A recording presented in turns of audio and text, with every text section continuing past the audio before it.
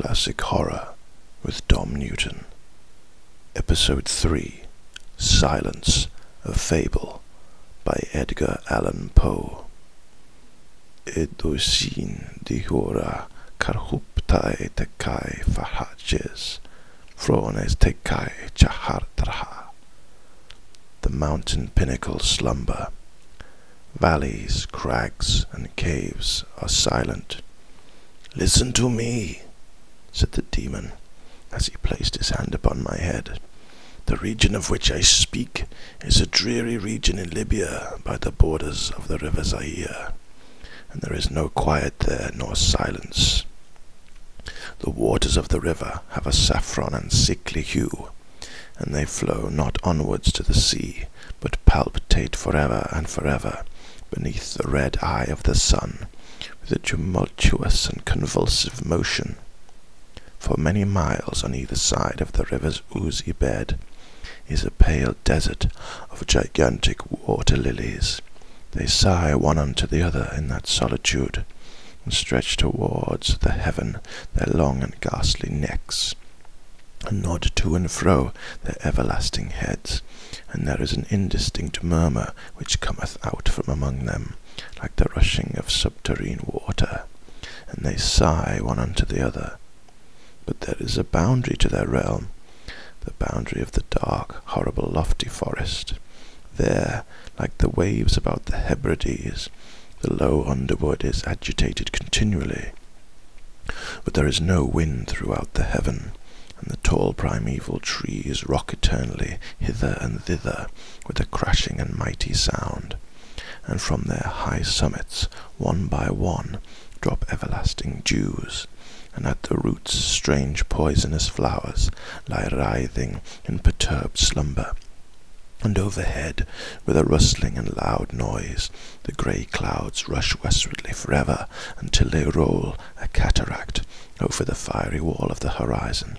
But there is no wind throughout the heaven, and by the shores of the river Zaire there is neither quiet nor silence. It was night, and the rain fell, and falling, it was rain, but after having fallen, it was blood.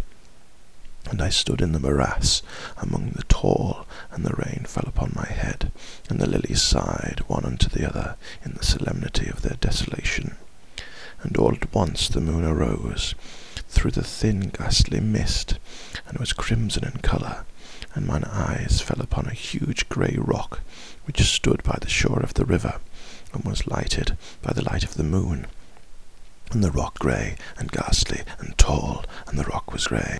Upon its front were characters engraven in stone, and I walked through the morass of water lilies until I came close unto the shore, that I might read the characters upon the stone. But I could not decipher them, and I was going back into the morass when the moon shone with a fuller red, and I turned and looked again upon the rock and upon the characters, and the characters were desolation.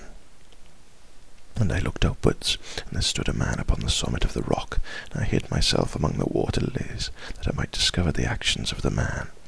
And the man was tall and stately in form, and was wrapped up from his shoulders to his feet in the toga of old Rome, and the outlines of his figure were indistinct, but his features were the features of a deity.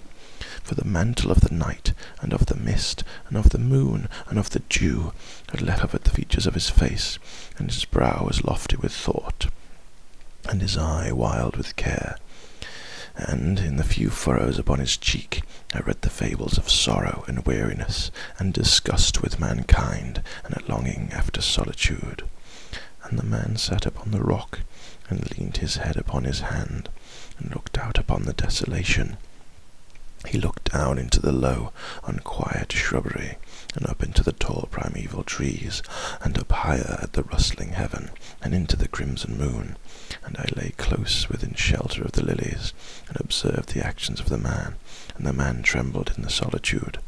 But the night waned, and he sat upon the rock. And the man turned his attention from the heaven, and looked out upon the dreary river Zaire, and upon the yellow ghastly waters, and upon the pale legions of the water lilies. And the man listened to the sighs of the water lilies, and to the murmur that came up from among them. And I lay close with my covert and observed the actions of the man. And the man trembled in the solitude, but the night waned, and he sat upon the rock. Then I went down into the recesses of the morass, and waded afar in among the wilderness of the lilies, and called upon the hippopotami which dwelt among the fens in the recesses of the morass.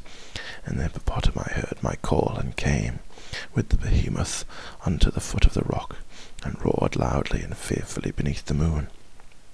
And I lay close with my covert, and observed the actions of the man. And the man trembled in the solitude, but the night waned, and he sat upon the rock. Then I cursed the elements with the curse of tumult, and a frightful tempest gathered in the heaven where before there had been no wind, and the heaven became livid with the violence of the tempest, and the rain beat upon the head of the man. And the floods of the river came down, and the river was tormented into foam, and the water lilies shrieked within their beds, and the forest crumbled before the wind, and the thunder rolled, and the lightning fell, and the rock rocked to its foundation.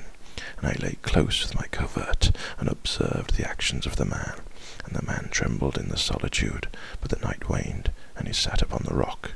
Then I grew angry and cursed with the curse of silence, the river, the lilies, and the wind, and the forest, and the heaven, and the thunder, and the sighs of the water lilies, and they became accursed, and were still, and the moon ceased to totter up its pathway to heaven.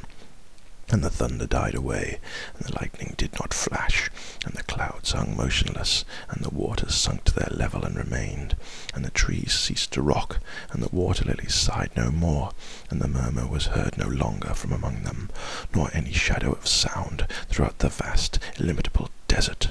And I looked upon the characters of the rock, and they were changed, and the characters were silence. And mine eyes fell upon the countenance of the man, and his countenance was wan with terror, and hurriedly he raised his head from his hand, and stood forth upon the rock, and listened. But there was no voice throughout the vast illimitable desert, and the characters upon the rock were silence. And the man shuddered, and turned his face away, and fled afar off in haste, so that I beheld him no more. Now there are fine tales in the volumes of the Magi, in the iron-bound melancholy volumes of the Magi. Therein, I say, are glorious histories of the heaven, and of the earth, and of the mighty sea, and of the genii that overruled the sea, and the earth, and the lofty heaven.